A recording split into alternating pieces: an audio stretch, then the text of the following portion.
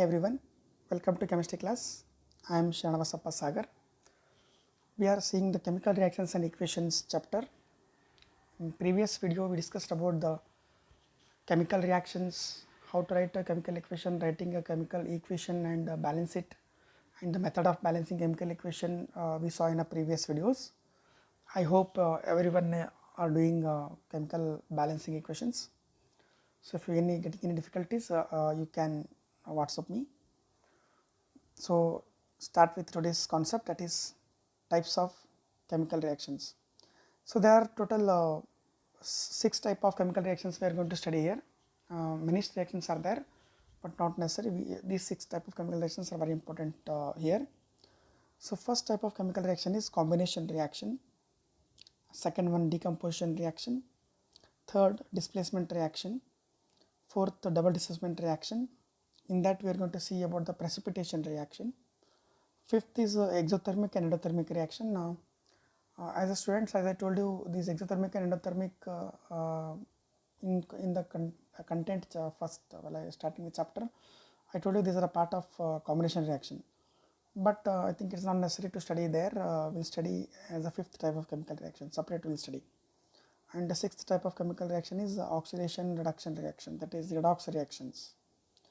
So before going to start the type of chemical reactions, I will tell you one point that everybody should practice the formulas and how to crisscross by crisscross method, which I told you in the previous year, and by at some important formulas which are given in textbook, and some important compounds valency you should by heart, and elements up to 1 to 40 you should by heart, it's compulsory.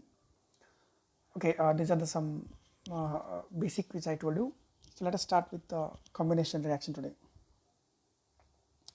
Combination reaction is nothing but the reaction in which two or more elements or compounds combine together to form a single compound. See here, at the definition, two or more elements when they combine together to form a single compound. So here magnesium and oxygen are the elements. When they combine, means magnesium when reacts with oxygen, means we are going to heat that magnesium, then only we will get a product, and that product should be single. Means two or more elements when they combine with each other to give a single compound are called combination reaction. So in this combination reaction, we are going to study the two types of combination reactions, that is burning of magnesium ribbon and reaction of water with a quicklime. So we saw that burning of magnesium ribbon in a previous class, that is chemical change. While I am telling chemical change, we discuss about this.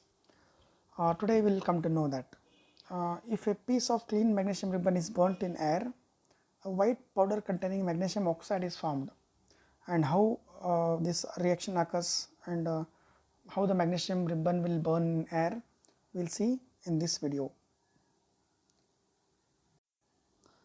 For this activity, we need a magnesium strip, pair of tongue, that is tweezer or tweezer, matchbox, and a candle. So light a candle and hold the magnesium strip with the tweezers. Instead of candle, we can take spirit lamp also. So light a candle and hold the end of the magnesium strip very tightly. Bring the edge of the strip over the flame and observe the strip as it heats up. The magnesium strip should ignite with a bright flame, that is a dazzling flame, white dazzling flame. Are you going to see here? Yes. This white dazzling flame is nothing but a powder is formed. This is burnt magnesium residue. That magnesium residue is nothing but a magnesium oxide. So next concept we'll see today. Second type of combination reaction is reaction of water on quicklime, or reaction of water with the quicklime. So do you know, friends, what is the quicklime, formula of quicklime? I told you before, to add the formulas, quicklime formula is CaO, calcium oxide. Calcium oxide formula is CaO. When this quicklime reacts with the water, you will get a compound called calcium hydroxide, CaOH2, which is called a slaked lime. So take a small amount of quicklime in a beaker, that is calcium oxide in a beaker, and add water to it slowly. They combine vigorously to form slaked lime, that is calcium hydroxide. calcium oxide when reacts with water it gives slaked lime. This is a slaked lime, CaOH taken twice. Nothing but calcium hydroxide also we may call this, and this calcium hydroxide is called slaked lime. And in this reaction what we are going to observe, the beaker which we add calcium oxide along with the water, the beaker gets warmer. So why the beaker gets warmer? Because the reaction of quicklime with water is a highly exothermic reaction. So what is exothermic means, when you add calcium oxide with water, the heat is evolved in this chemical reaction, so that it is a highly exothermic reaction. And what is the use of this calcium hydroxide? What we are going to get this by this?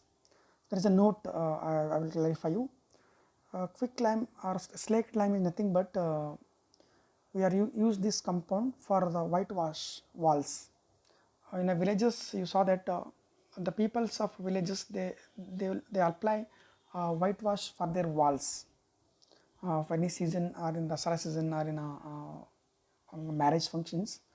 They will apply the whitewash for their walls with the help of quicklime. In Kannada or vernacular name, the name of this quicklime is Sunnad Kallu. Okay, this quicklime when they add with water, they will take a large amount of quicklime in a bucket or in a tunnel, and they will add a water, hot water to that, so that it starts boiling and to produce a calcium hydroxide, lime water we may say.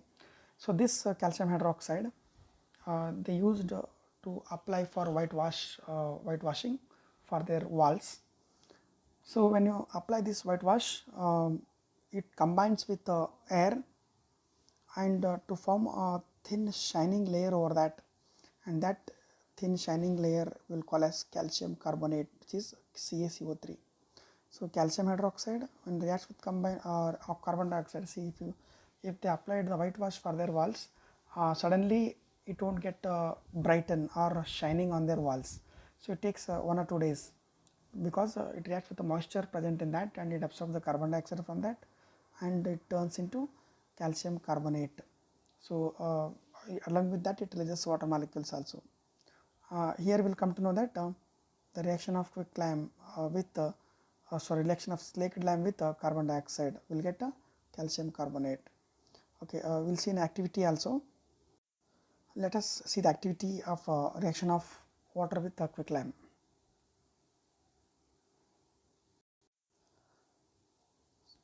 This is an activity of a reaction of water with the quicklime.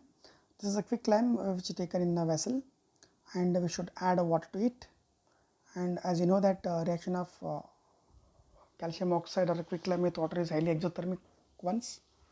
When you add hot water to that, it reacts very vigorously to form a slaked lime. That is, what is the formula of slaked lime? Calcium hydroxide. Yes, correct. Okay, some more water we should add to get the more vigorous reactions, and to form a whitewashing substance. That whitewashing substance is nothing but calcium hydroxide. So this whitewashing substance, calcium hydroxide, we can apply for the walls, and after applying 1 or 2 days we will get a shiny color, white color, that is calcium carbonate.